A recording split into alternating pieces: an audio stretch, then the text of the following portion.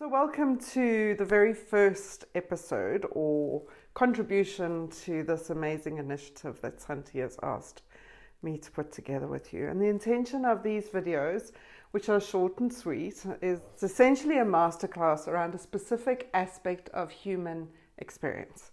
The truth is that whilst we are at work and in our lives, we have a very human experience going on for ourselves as well. And that often involves a lot of emotion, a lot of things that are going on in the background. And the intention of this is to give you a place to contemplate, think, reflect, and come to some awareness around how to navigate your day differently. And today we're going to start off with the very, very natural and normal thing that most human beings have to experience or do experience, and that is fear. I have never worked with a human being that does not talk to me about some level of fear. It is probably the thing that we most need to come into a sense of alignment with, is how do we work with our fear? Because we all know that fear, to some extent, if we believe it, if we give it too much energy, if we feed it, then it can actually be quite debilitating in many different ways. And so today we're going to be exploring this thing called fear and talking about what is the gift of it. How does it support us in our lives? Could fear be something that is beneficial to you? And if it is, how do we make it beneficial? So before we dive into the nature of fear and how it works and our responses to it, it's useful to start noticing the words that we can use to help us describe fear. So fear in itself is something many people are often scared of. It's just being scared of being scared is what we call paranoia.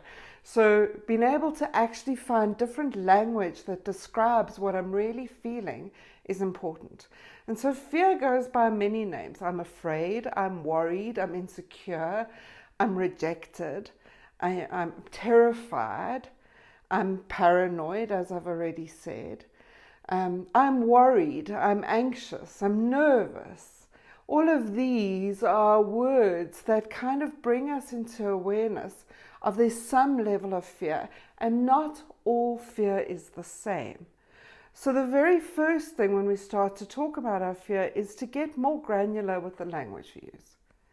Is it a slight sort of hesitation? Is it a little bit that I'm wary of someone or something? Or is it more that I'm absolutely terrified that this is going to happen? We deal with nervousness differently to dealing with terror. What is happening? The minute it's named, interestingly enough, it starts to almost get a little bit calmer just through that process. So start trying out as a starting point at listening to your language and starting to notice what are the words that you have around fear. Because sometimes we're even trying to dismiss our fear by saying, well, I'm just a little bit concerned, as opposed to saying, I'm scared. But the truth of it, every single person walking around you, next to you, and with you is scared of something. And actually, when we can connect around fear, we can connect with compassion and kindness to everybody around us. So if we start to then name it in that way, and now we start to explore the various aspects of fear, there's three important things that I want to introduce you to around fear as a starting point. Firstly, it is natural. It's not something that is ever going to go away. It is something that needs to be partnered with. And when we start to look at fear in its naturalness, we can start to see that we have fears around different things. We have fear on a physical level, we have fear on an emotional level, fear on a mental level, and fear on a spiritual level. Physical fear is fears around money, health, where I live, am I safe? Is things going to be okay in my very physical world? And so what do we need to do to feel physically safe? Emotional fear is the fear that relates to love, relationships, rejection, belonging. It really is the heart of vulnerability. Do I fit in or don't I fit in? Is someone laughing at me? You know, how do I navigate this world in the sense of community, or do I feel like I'm lonely? And loneliness is a real fear that hides behind many behaviors for people. On a mental level, we get fears about, am I stupid? What if I don't understand something? What if I'm not clever enough? You know, what if I'm the person that doesn't have the creative ideas? What if I don't understand? What if I'm out of control? The fears of trying to understand everything, know everything, be in control of everything are huge fears that exist for many people. And it all culminates a lot in what we would come together as fear of failure, fear of not performing in the way that I think I should or could, are the fears that happen on a mental level. And then we have a fear on a spiritual level. And by spiritual I mean a sense of beingness in the world.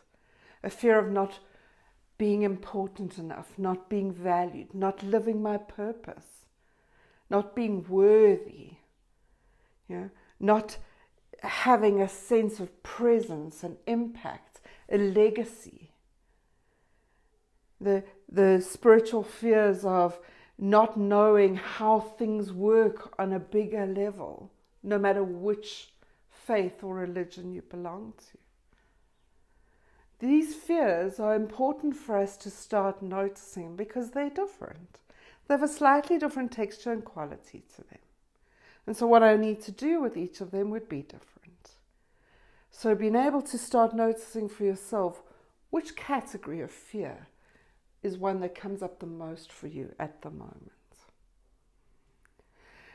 The next thing that we can see, so that's point number 1, fears are normal and they exist in these categories. Point number 2 is fears are instinctive. We're essentially animals, navigating our lives, looking for everything that's about to kill us.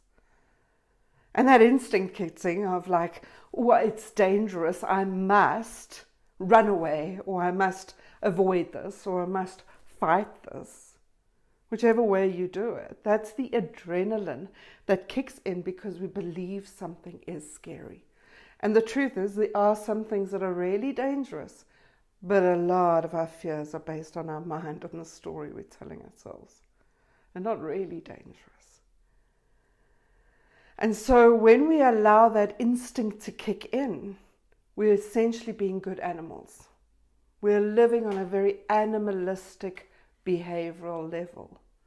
The difference between behaving that way is the essence of believability of your fear.